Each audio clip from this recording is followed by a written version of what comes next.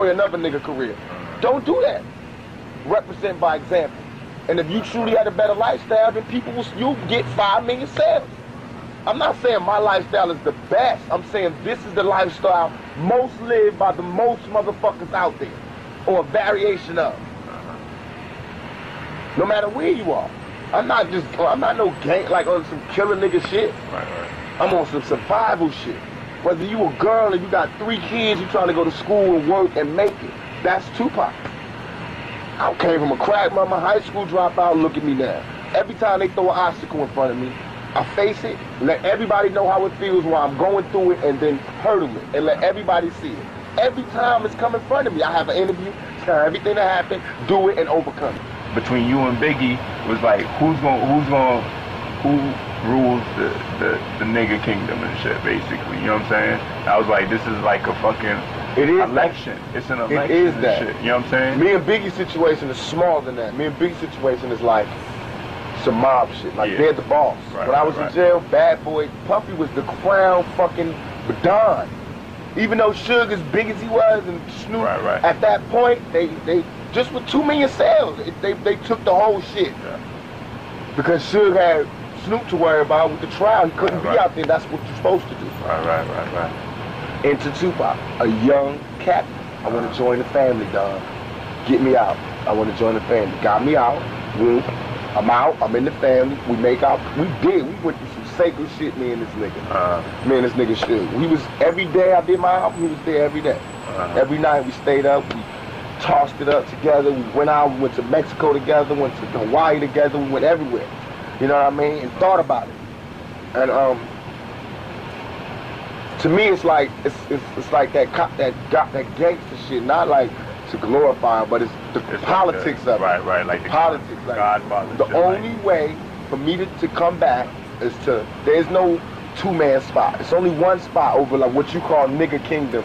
It's really like it's more stronger than that. It's like once I hit you up with the words, you'll never think that again. It is the nigga kingdom on a basic level, but deeper than that, it's the power of black people. This is where our power lies. That's what as far as fashion, it's the young niggas. As far as the words, the slang, the movies, what's hot, it's the young niggas. Yeah. We control that. Not alone, but we like the main nigga. You know what I mean? And he was that main nigga, and everybody tried to be like him. And nobody was successful unless they came from his camp or they was down with him. And that's how my shit is. Now that I'm the boss, and if I'm not, and if I'm not a good person, then it won't last long. Somebody will be able to overthrow me. But I feel like my flaws in my shit, But I feel like only way for that to happen is for a fan of me to do that. A fan of me. You know what I mean? Because I was a fan of KRS-One, LL, all them niggas rocking. That's why even if they came out dissing me, I could destroy them. I've mastered their styles. They could keep writing new shit, but I've mastered their styles, like the 5 Deadly Venoms. They had the 5 Deadly Venoms, and the teacher made one more nigga that knew all their styles. So all he had to do was get next to a nigga like that, and he could destroy it. All I need is a nigga from New York. Get on track with him. I had the dopest East Coast shit in the fucking world.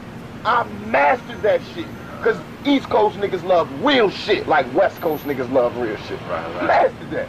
All I gotta do is get deep into the drums, you know what I mean? And get deep into the science of the 5 boroughs, cause that's what that is. But when you get to the science of the 5 boroughs, that's so small. I hate going to there. I hate going there. And I don't think that New York should let me go there. I could give you a group that could go there. I'll rap on their shit. Let them go there. But the 5 boroughs is not how we gonna take over a nation. How we gonna have a nation. And that's what I feel. I know the 5 boroughs inside, and I know the science. I know everything, the history, everything. You know what I mean? But I know the world history too, and that shit is small. It's dope. It's like a cool ass hometown, but you gotta grow. And that's what it's about. The fact is, most of the motherfuckers living the West Side, or you know what I'm saying, living that lifestyle. That's the majority, and it's just like that. That's what this is. It's like 90%. 90%, and this is 10%. That's why I knew this. I knew this when I moved from New York. That was my first lesson, was to know that I can't keep screaming, I'm from New York. I'm from New York. You can't do that. You learned that lesson quick. I learned it quick, because New York is where everybody comes to. There is no New York. Niggas from New York is from the West Side. They're from down south. They all migrated to New York, had kids, and that's what happened.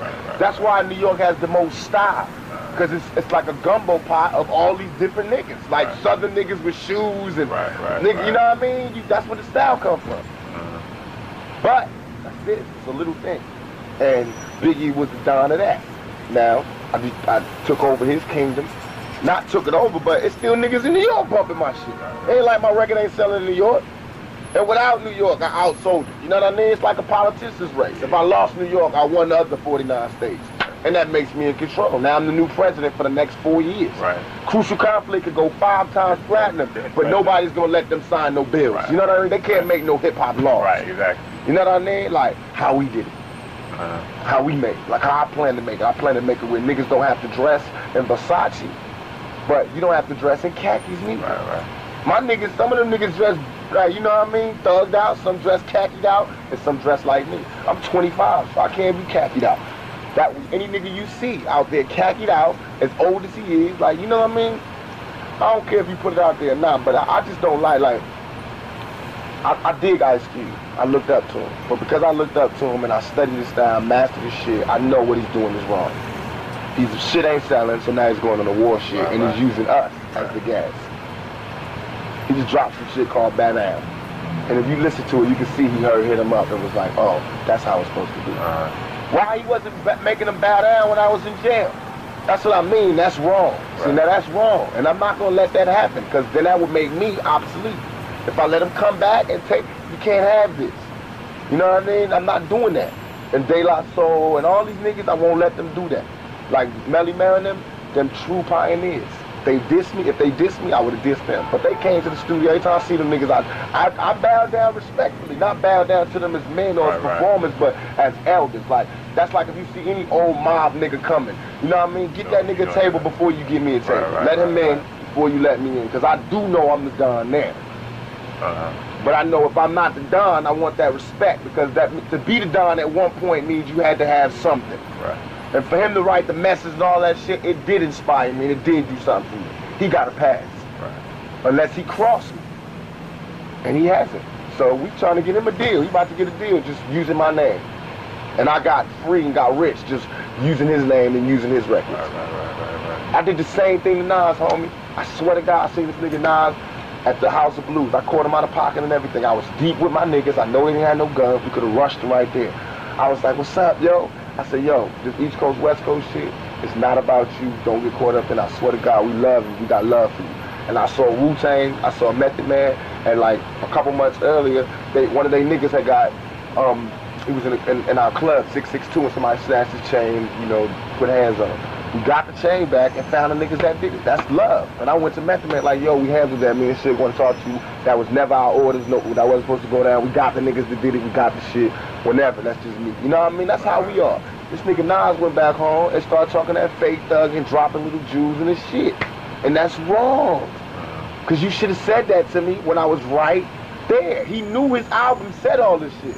And the nigga was like, don't do that. That means you're a punk. You know what I mean? I won't hug a nigga I don't like. That's why I'm telling you now, when I see Biggie, it's not going to be like we're going to attack him every time. I might be in a good mood, and I might not want to be going, this shit is so minor.